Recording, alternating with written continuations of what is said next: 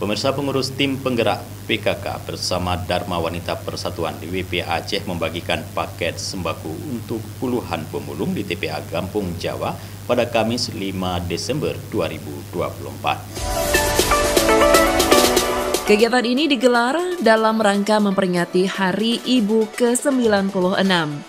PJ Ketua PKK Aceh Safriati mengatakan bahwa selain PKK dan DWP Aceh, bantuan juga disumbangkan oleh beberapa instansi seperti Dinas Pertanian, Dinas Pemberdayaan Perempuan, Dinas Peternakan, dan Dinas Kelautan, serta berbagai organisasi lainnya.